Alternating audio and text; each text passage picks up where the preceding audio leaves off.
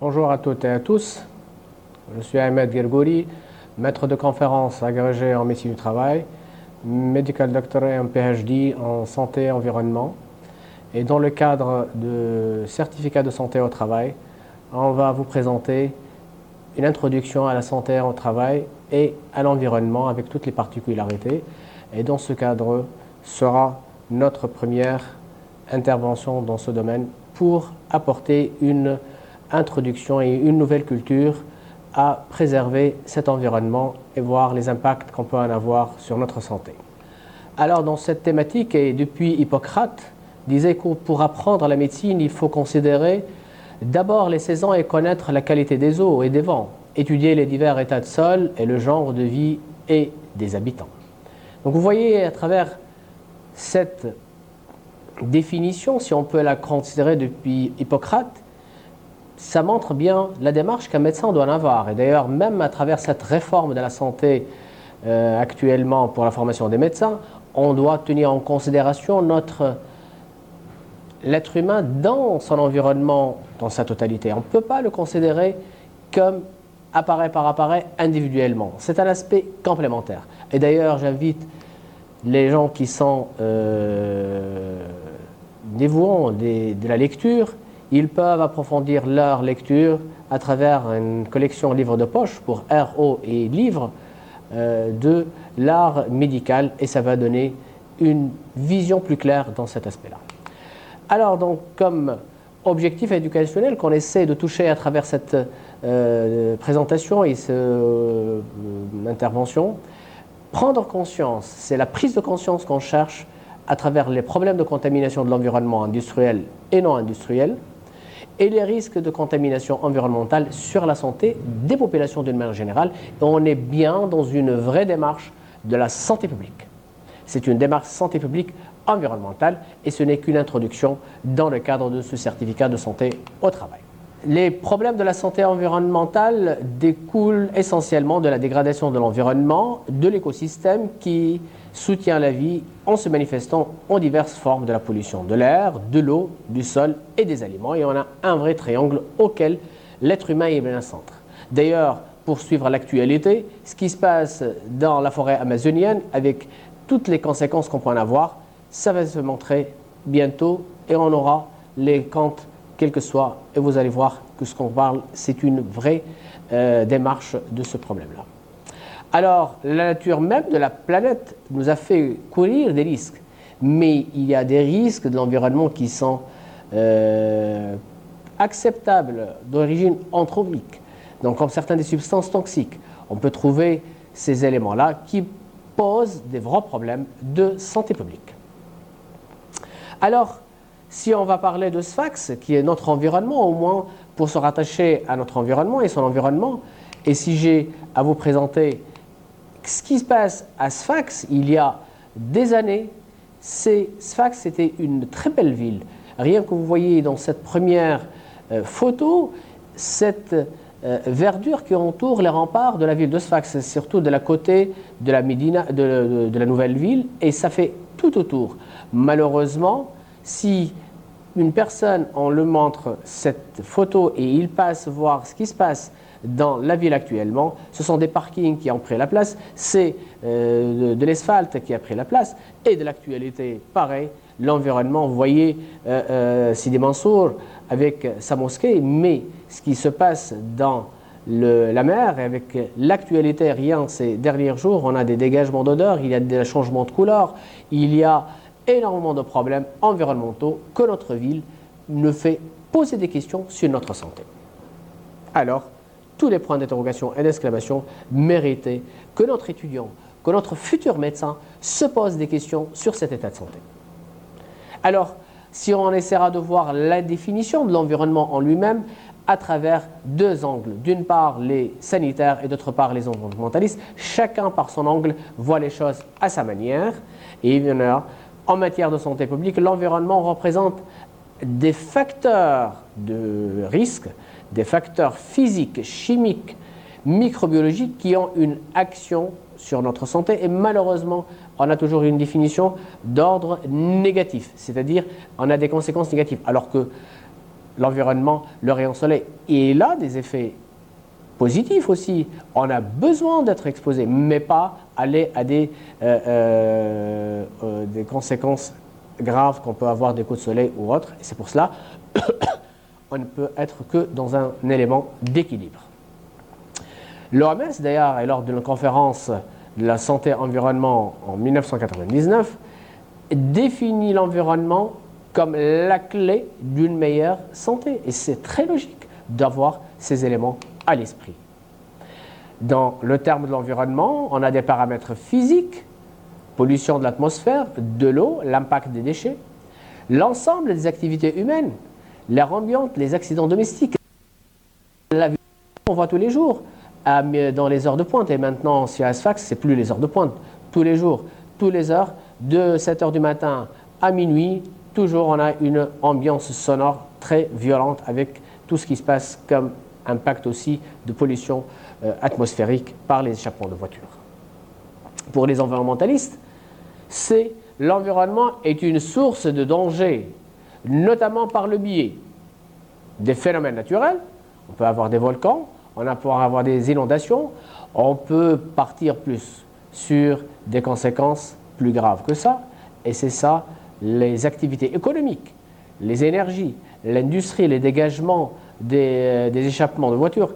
Dernièrement, on a une cheminée qui vient d'être éteinte. J'espère qu'on aura un vrai débat dans ce sens après la SIAP, après l'extinction des cheminées de la SIAP, qui permettra de donner des informations dans ce sens. Les lieux d'activité humaine, l'habitation, le lieu de travail.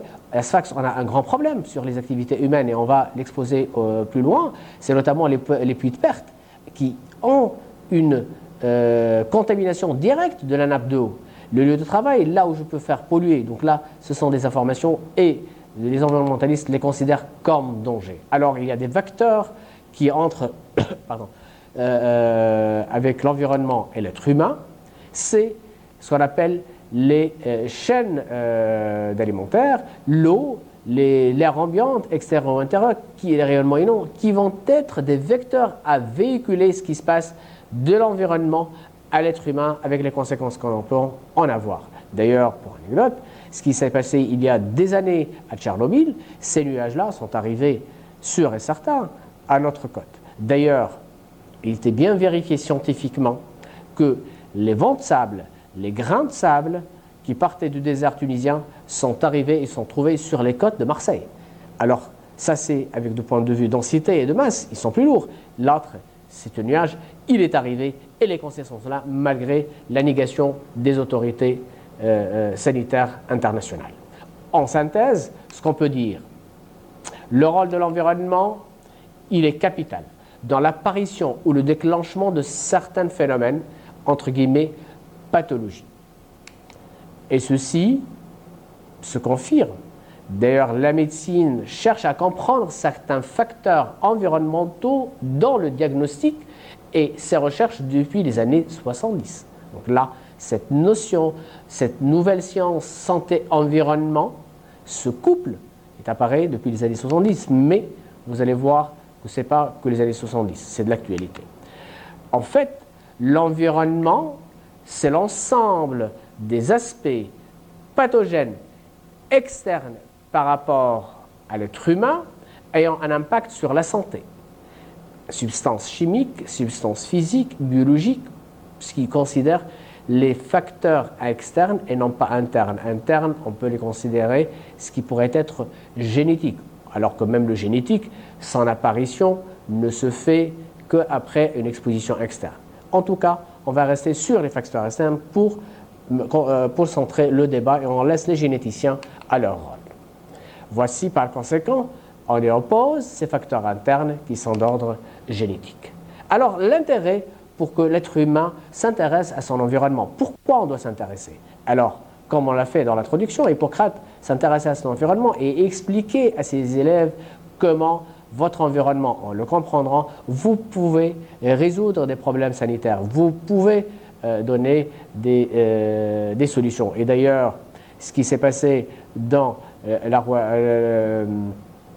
pendant la royaume romaine, on voyait des aqueducs qui permettraient de faire ramener les eaux qui sont différents des eaux usées souterraines. Donc il y a une parfaite conscience de l'aspect sanitaire.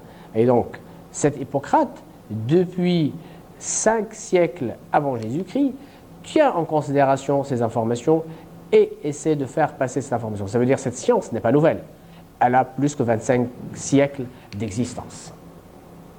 Du coup, on aille plus loin pour voir que cette époque romaine, l'hygiène était un élément capital dans l'urbanisme, avec les aqueducs, avec les égouts, avec l'aspect thermal. Donc vraiment, si vous avez l'occasion d'aller visiter Carthage et toutes ces urines-là, vous allez comprendre, aller à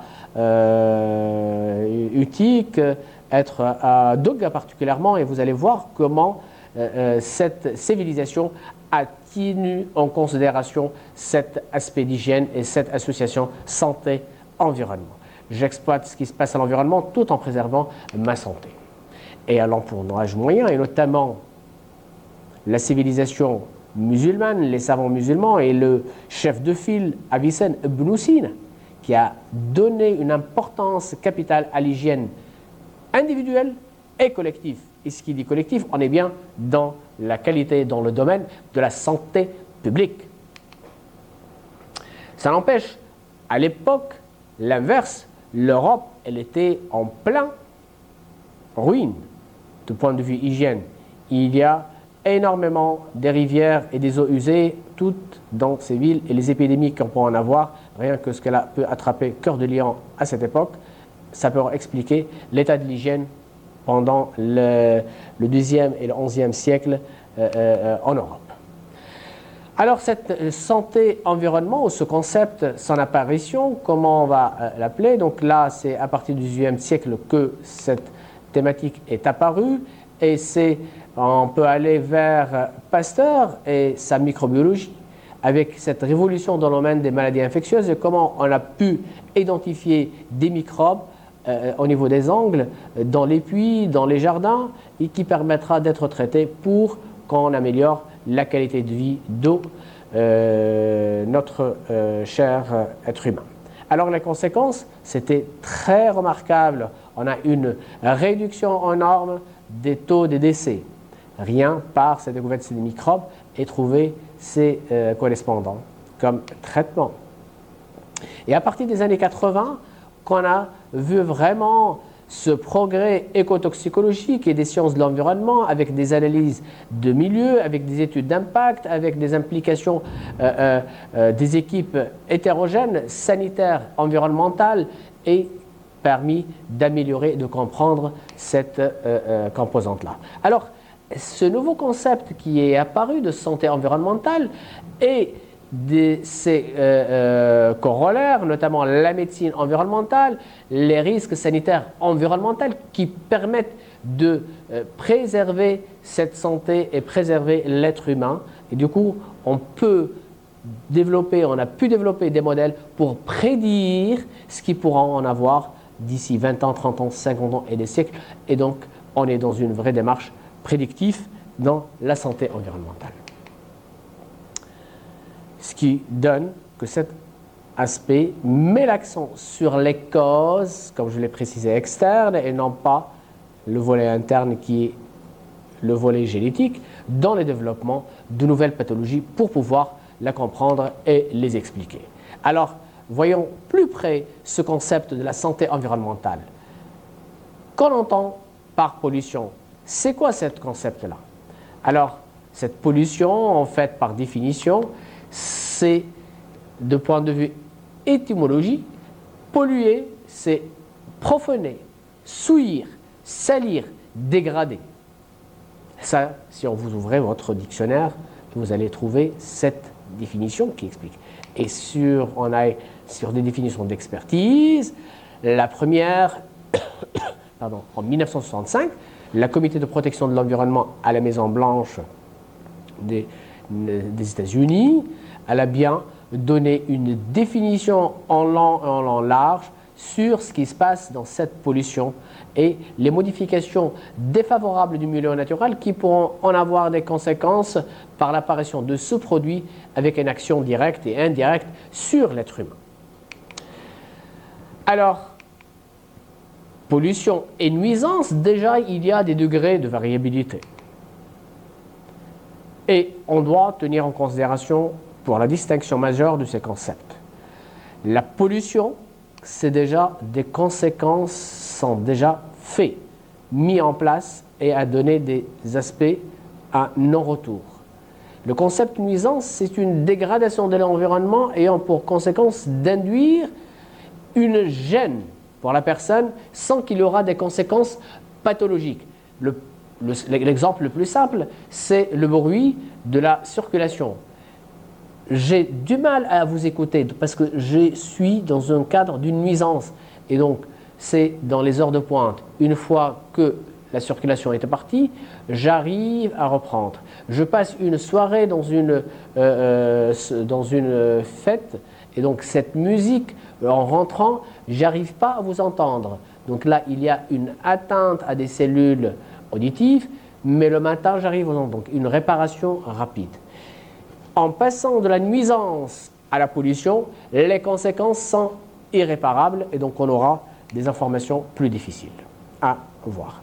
Donc, la définition actuelle, toute modification antigénique de l'écosystème naturel se traduisant par un changement de concentration des constituants chimiques naturels ou résultant de l'introduction de substances chimiques artificielles, toute perturbation du flux de l'énergie, de l'intensité des rayonnements, de la circulation de la matière ou encore toute altération d'une bioenose naturelle provoquée par l'introduction d'espèces exotiques invasives par rapport à l'être humain. Ainsi, on peut définir en quelques éléments le concept de santé-environnement. C'est un état d'altération de la santé dû à des étiologies, à des causes, à des facteurs externes multiples. Et donc, dans un concept santé-environnement, cause à effet, produit à effet, à plusieurs agressions externes qui va donner ces difficultés à résoudre. Et c'est pour cela qu'on doit travailler avec des équipes multidisciplinaires. On a besoin de médecins, de l'ingénieur, chimistes, physiciens, tous ces composantes ont de l'importance. Et pour cela, de l'intérieur, on a des causes héréditaires, congénitales, fonctionnelles, lésionnelles, psychosomatiques ou encore dues à des systèmes immunitaires. Et là, ça aussi pose un énorme problème à comprendre avec ces nouvelles toxicités immunologiques, ce que communément appelé par le jargon du dialecte une allergie. Et pour le côté extérieur, on peut être plus schématique en donnant ce petit triangle dans lequel l'être humain il est au centre. On peut prendre les facteurs physiques, par exemple les rayonnements ionisants, les éléments chimiques avec des facteurs toxiques, tous les produits pendant le plan, cadmium, fluor, tout ce que vous voulez, et les facteurs vivants, notamment les germes, les microbiologies et les parasites. Et c'est là constitue un triangle avec des interactions de part et d'autre. Et là, on aura des liens de composantes personnelles, culturelles, qui doivent être introduits avec une violence, tabagisme et alcoolisme, ce qui résulte une convergence entre trois composantes. La dégradation de l'environnement, la conscience des habitants et de la population et la connaissance à établir sur ces liens entre l'environnement et la santé. Et ceci permettra de progresser dans la recherche dans ce domaine. Alors, maintenant voyons d'une manière schématique, pratique, les effets de la pollution sur la santé. Et on va prendre notamment cette question de faible dose. Tout ce qui est exposition à des fortes doses, ce n'est pas ça le problème. Je peux avoir une exposition, une pollution par une explosion, c'est net. Mais les pollutions qui sont à long terme avec des petites faibles doses que je vais recevoir tous les jours, des échappements de voitures, des cheminées des industries, c'est le petit choyeur qui va faire des cumuls sur les jours, sur les semaines, les mois et les années, qui va donner les conséquences. Et c'est pour cela qu'on voit maintenant, même dans certaines villes, les gens qui sont sur des bicyclettes, sur 2 roues, porter des masques. Des grandes villes comme Pékin, lors des Jeux Olympiques ils étaient à des difficultés parce que vraiment, on a des grands nuages de pollution. Pareil, on doit faire attention à nos enfants qui marchaient dans les trottoirs de part et d'autre avec nos voitures d'échappement. Et c'est pour cela, par exemple, le cas de la ville de Sfax, c'est impératif et capital de développer le réseau de transport en commun. Le matin, on a des dizaines de milliers de voitures et ça veut dire 10 000 échappements de voitures. Le pauvre enfant qui va à l'école à pied, qu'est-ce qu'il peut en encaisser dans ses petits poumons? Et j'espère que nos autorités vont penser à développer de tels réseaux urbains. Ça pourra résoudre ces difficultés-là. Et ces faibles doses, si on prend les pays du Sud, ils sont encore dans des difficultés. La pollution parasitologique, bactériologique de l'eau demeure le principal problème. Alors que dans les pays développés, et si on prend notre cas, on est dans une démarche particulièrement développée. On est passé à une pollution bactériologique à une pollution industrielle. C'est là où on voit ces difficultés et c'est là une pollution par excellence, une pollution chimique. Cette pollution, elle a des indicateurs et ces indicateurs sont variables qu'on classe par les dioxydes de soufre avec les sources de contamination, les fuels, les gasoils, le charbon et les conséquences sont multiples avec le principal site d'action, c'est pulmonaire avec des agressions pulmonaires pour les enfants que va se manifester par une toux gêne respiratoire. Des facteurs, les particules fines en suspension, les PM10, les PM5 et 2,5. Et dans la source, c'est la combustion industrielle, le chauffage, les véhicules et les grands pareils. C'est par excellence, on a des atteintes pulmonaires, cardiovasculaires et tous les aspects qu'on peut en toucher dans notre corps. Le dioxyde d'azote avec le combustible à haute température et les conséquences, l'hyperréactivité bronchique. L'ozone, et dans lequel les composés organiques volatiles et l'ONOx vont faire naître le O3, qui est l'ozone, et il a des conséquences, notamment l'irritation oculaire, l'altération de la fonction pulmonaire, création et l'apparition des jeunes asthmatiques qui sont à des effets majeurs sur l'exercice physique. Alors, il y a des indicateurs, il y a des cartes satellites qui permettra de voir comment on pourra être dans une démarche de préservation. D'ailleurs, l'ANPE vient de mettre en place aussi une carte dynamique qui nous permettra de voir on est dans une zone rouge, verte ou orange pour prévoir les conséquences de ces pollutions. Et l'indice ETMO, par exemple, en France, qui permettra de préciser la qualité de l'air dans la ville française, et instantanément, il pourra vous donner la qualité de l'air du très bon vers le mauvais en passant par le moyen. D'ailleurs, même plus loin, ils ont leur girafe. Est-ce que le journal le matin, j'ouvre, je peux voir est-ce que c'est une girafe verte, rouge ou orangée. Et j'espère peut-être qu'on développe notre propre indicateur, pourquoi pas le chameau. Et on voit notre chameau avec